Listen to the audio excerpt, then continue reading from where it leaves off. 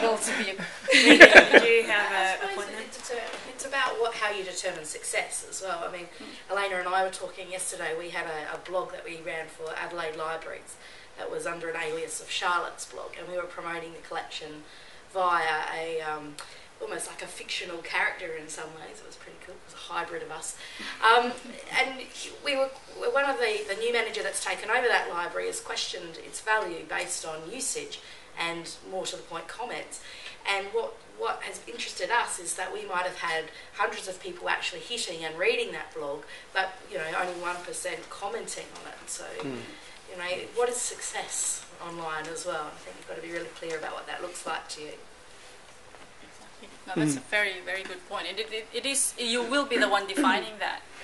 And it's not. If you're setting up, if you're being charged with the responsibility of setting up a community for somebody else, which happens from time to time, then I suppose one of the key things is, all right, well, back to the whole, what are we trying? Like, if you're a business and you're saying, set one up for me, then, well, okay, what do you want? Do you want traffic, or do you want, do you want sales for your primary business? Fair enough. But do you also have another objective of getting the word out about how good a library is, or if it's a not-for-profit, or you're trying to generate some community goodwill, then that's a measure of success, and that can be measured by page views or whatever on the blog. But unless you've actually set the objective right at the beginning, then we're all just fumbling around, aren't we, wondering whether or not we've achieved it. And that's the thing, especially if you're a social media practitioner, a social media consultant.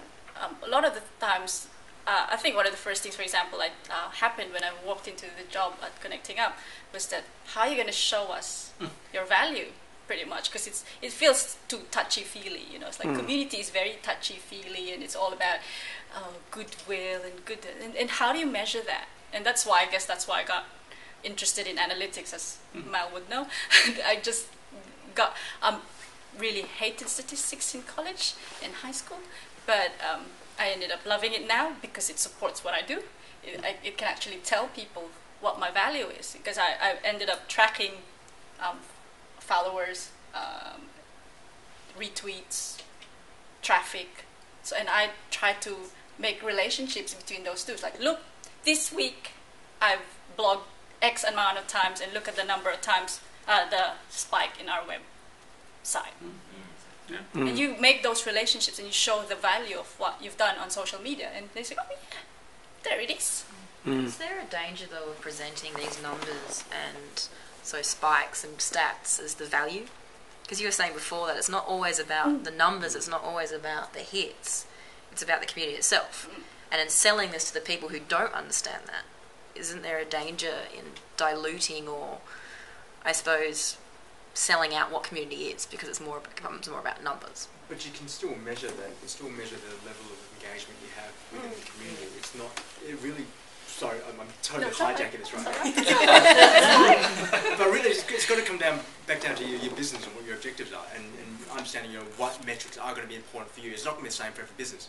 Your business might be number of visits to your page, or it might be the level of discussion you're getting, or it could just be an increase in the overall mentions you're getting out on the web. Because your client is going to be using them, whether or not you've agreed on them. They're going to be they'll work out how they assess how good you are. So we might as well just have it out on the table. You work with them to actually identify what are the 3-4 key metrics which really are going to measure success for what you do, and every business is going to be different. Yeah. I mean, and it's not just sorry. No, I was going to say the other aspect to this is also sentiment. What's actually being said. Volume is one thing, but if the sentiment is bad, well, it's having the opposite effect. How many times have been mentioned? If it's bad mentions, it's not really. It's not it's still being mentioned. Well, true. There's no such thing as bad press. Oh well. And I think that's the thing. I think that's the key. Is actually how we. You're not being ignored. As a social media practitioner, is how do you set those expectations?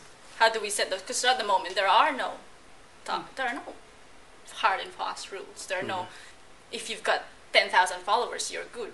Doesn't mean anything right now. You know that lots of people on Twitter got hundreds and thousands of followers, but really.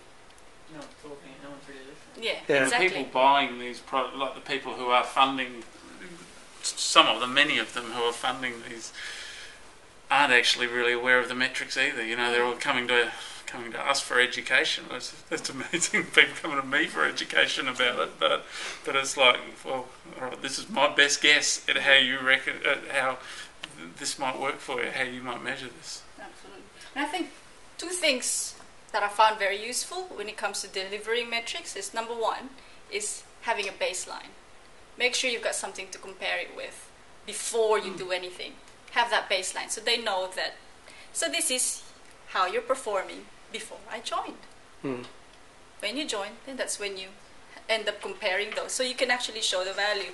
And then another thing is have a happy index, which is what I call a happy index.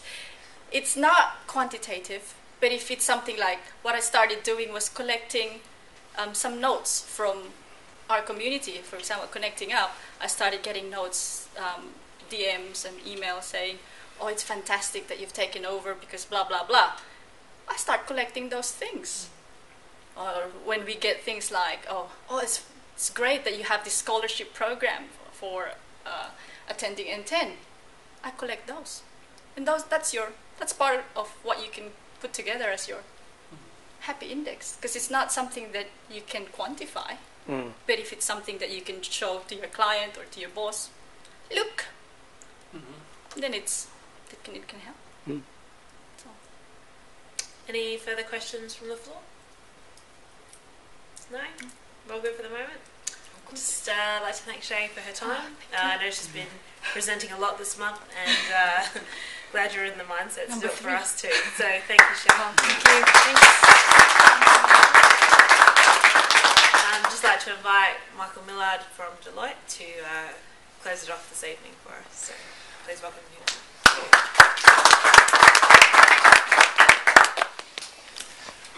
Okay, all right. Well, I'm going to be relatively brief. I suppose I got quite a bit out of what was seen today. I mean, Shai, that was excellent. I mean, seeing someone with insight, someone with knowledge, but probably most of all passion. That really comes through in what she's saying.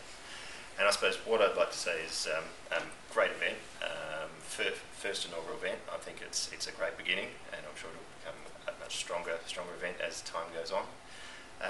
And I suppose take away something from what Shai said is about listening and shining the spotlight back on each other, and actually take a moment now to have some refreshments and question each other and learn a little bit more about each other. So cheers, guys. Thank you.